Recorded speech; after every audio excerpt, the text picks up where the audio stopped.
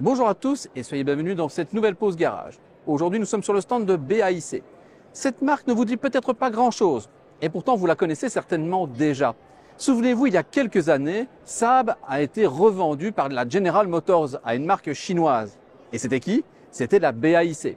Malheureusement, Saab n'a pas pu être revendu intégralement. Tout ce qui concerne l'image du véhicule, sa possibilité d'être revendu en Europe, c'était impossible. Donc la BAIC en a gardé uniquement toutes les technologies de l'époque. Sur le stand, il y a deux véhicules, le X55 et le X35. Mais nous, c'est cette voiture-ci qui nous intéresse, le X55. Parce qu'ici, c'est une première européenne et il nous arrive dans sa version restylée. Il s'agit de la version exportation de la Beijing X5 sur le marché chinois. C'est pour ça qu'un peu partout sur le véhicule, on retrouve écrit Beijing. Il existe également sur le marché chinois cette voiture-ci en version électrique, la EX5, que nous aurons aussi dans quelques temps et on nous en promet un prix proche des 20 000 €. Mais bon, ça j'en doute un peu parce que rien que notre version essence coûte déjà un peu moins de 25 000 € avec son 1,5 litre d'origine Mitsubishi turbocompressé de 136 chevaux. Il existe en boîte manuelle à 6 rapports, en boîte automatique à 7 rapports. Et il est même possible, et ça c'est pas mal, d'avoir une conversion au gaz. Évidemment, ce véhicule-ci, son argument massu, c'est son tarif. Il est affiché à moins de 25 000 €, je vous le rappelle. Et on a quoi comme véhicule? On a un SUV compact, identique en termes de taille à ce qu'on va retrouver pour un Tucson, un Sportage, un Mercedes GLA. Donc on a un véhicule qui est quand même un véhicule familial, avec une excellente habitabilité, surtout aux places arrière. Je vais vous montrer.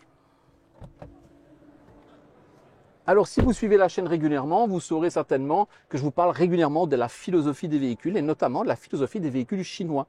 Ce qu'il y a de particulier chez eux, c'est qu'ils privilégient l'espace aux jambes des passagers arrière. Pas qu'ils soient plus grands ou moins grands que nous, c'est pas ça la question. C'est le fait qu'ils utilisent cet espace comme un lieu de chargement pour tous leurs objets, pour tous leurs bagages et autres. Et c'est aussi pour ça que ici, on a un plancher qui est parfaitement plat, ce qui permet de se mettre également à 3. La place est un peu moins confortable parce que c'est dur, mais là vraiment, ici, on a une banquette qui est super moelleuse. Les plastiques à l'avant, mais même à l'arrière, sont identiques et ça c'est assez rare pour être souligné. Ce sont des plastiques qui sont relativement basiques, on est d'accord, mais il n'y a pas une volonté d'aller grappiller de la qualité quand on est à l'arrière. Les plastiques sont très réussis aussi. Maintenant, vous savez, ce qui se passe, c'est que si on prend de l'espace là, on doit en manger là derrière. Allons jeter un œil au coffre.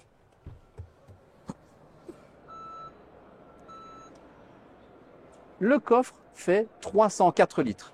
C'est pas beaucoup pour la catégorie, mais c'est logique. L'espace qu'on a là, on ne peut pas l'avoir là non plus. Mais attention, il est super pratique parce qu'il est vraiment très large, il est bien régulier et surtout une fois qu'on rabat la banquette en deux parties, on a un coffre qui fait alors 1205 litres. Et là, on rejoint tout à fait la norme de la catégorie.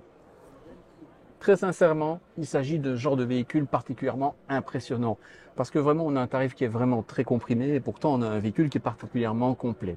Maintenant, il faudra voir à l'essai ce qu'il va donner, en termes de qualité routière, en termes de sécurité passive également, avec nos critères à nous, à l'Euro NCAP, de crash test. On va voir tout ça dans les mois et dans les années à venir. Mais en tout cas, ce constructeur-ci n'est pas un petit constructeur. C'est le 6e chinois avec plus d'1,7 million de véhicules produits l'année dernière. C'est pas un petit constructeur de rien du tout. Donc attention, il va falloir s'en méfier. J'espère que cette vidéo vous a plu. En tout cas, si c'est le cas, n'hésitez pas à nous laisser un petit pouce bleu en dessous de celle-ci.